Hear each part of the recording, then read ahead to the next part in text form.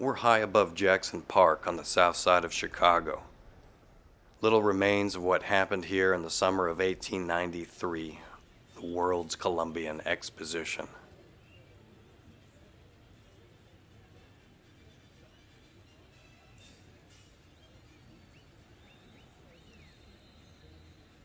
The fair celebrated 400 years of progress since Columbus sailed to the Americas. It was one of the largest World's Fairs ever, and held in Chicago 22 years after the Great Fire.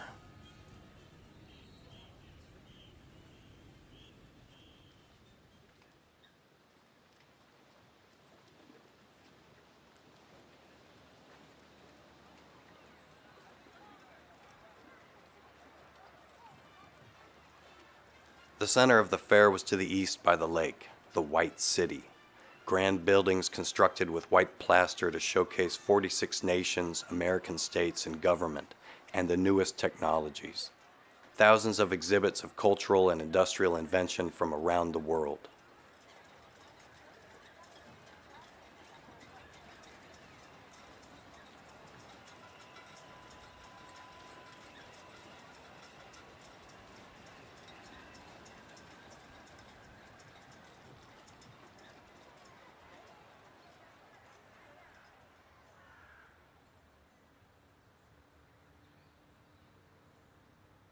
The city plan was designed to project a sense of power and civilized order within nature.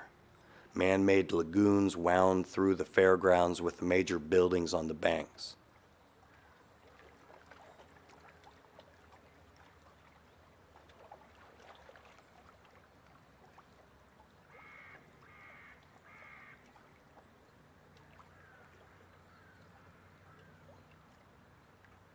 Just to the west, bordering the University of Chicago, is where the mile-long Midway began.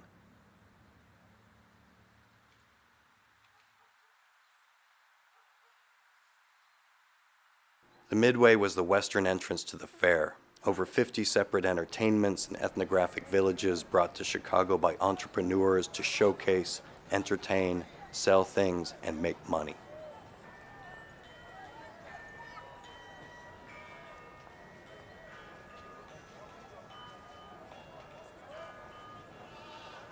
This Javanese village was one of the popular ethnographic attractions. Inside 50 authentic bamboo huts, 125 Javanese natives lived on site, daily performing crafts, dance, and music.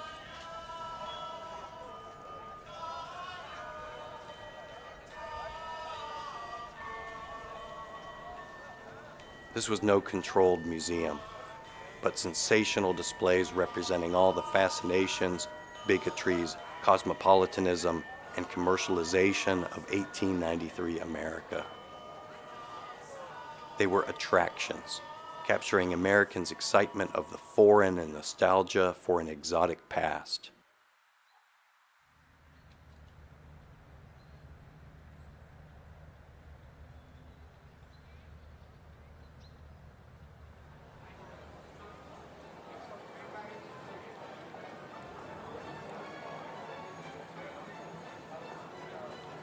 On the Midway, over 3,000 people from all over the world lived on site for 6 months and met the population of America. Some attractions appealed to Europeans' immigrants' nostalgia, like this old Vienna exhibit. Over 50 buildings with staff of 500 built to look like the Vienna of 200 years before.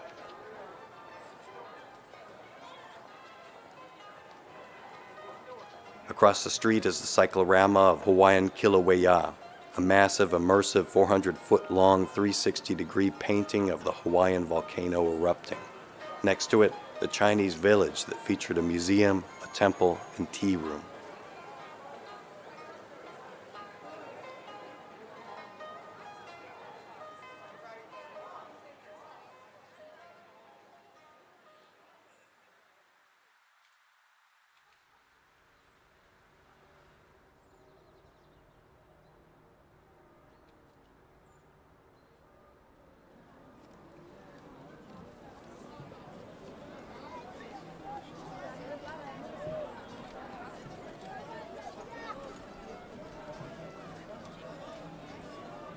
Photography was essential to promotion.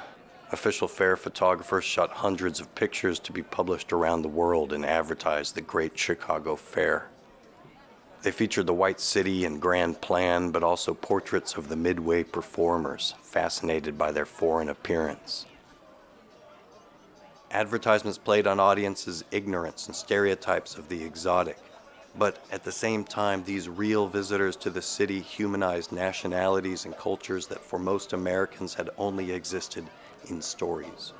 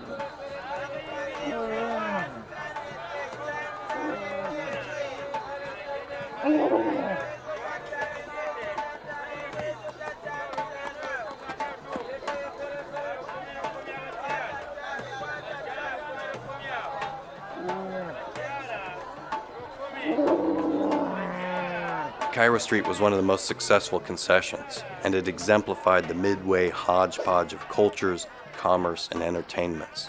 There were more than 100 booths and storefronts selling souvenirs and experiences.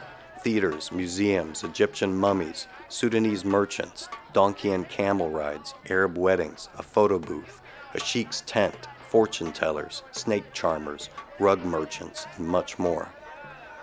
An ornate minaret towered above. It was one of the first mosques built in Chicago and where over 300 Cairo Street performers living on site came to pray.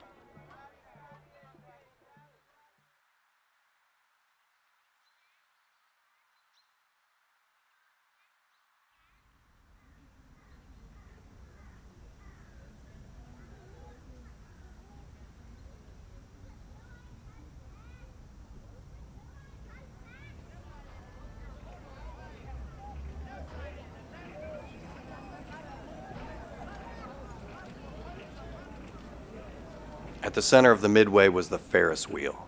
At 264 feet tall, it was one of the tallest structures in the country, with a specially forged axle that was the largest ever created.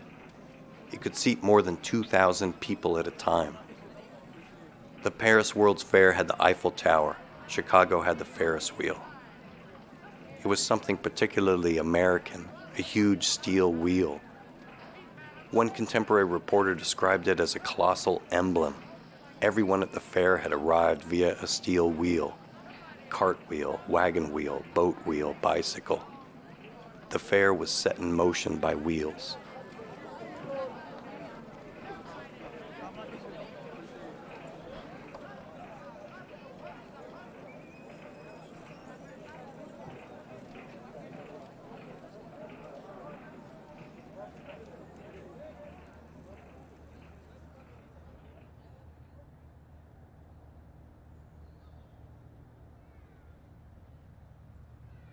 Almost 1.5 million tickets were sold to ride the wheel for 20 minutes, 2 full revolutions for 50 cents. Most people had never been lifted off the ground by a machine or traveled so high.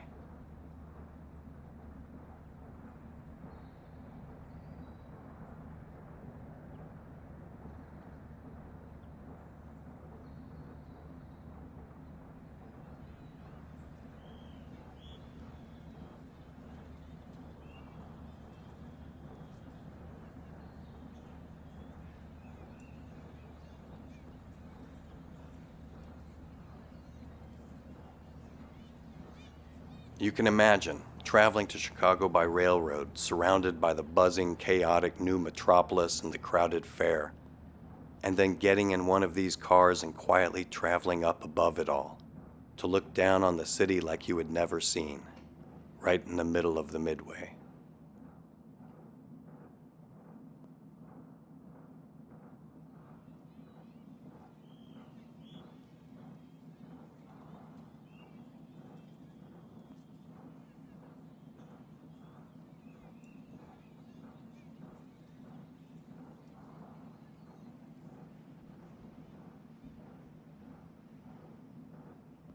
fair was remembered for the White City, but it was the Midway that foretold the American century, the rise of the entertainment industry, movies, amusement parks, department stores, and a consumer economy that would bring together the world in its own way through commerce and immigration.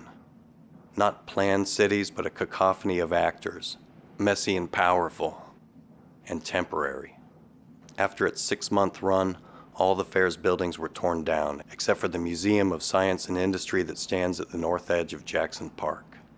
The exhibits founded the collection of the Field Museum, and the photographs archived at the city's history museums. The grounds, lagoon, and midway are now city parks serving the South Side community.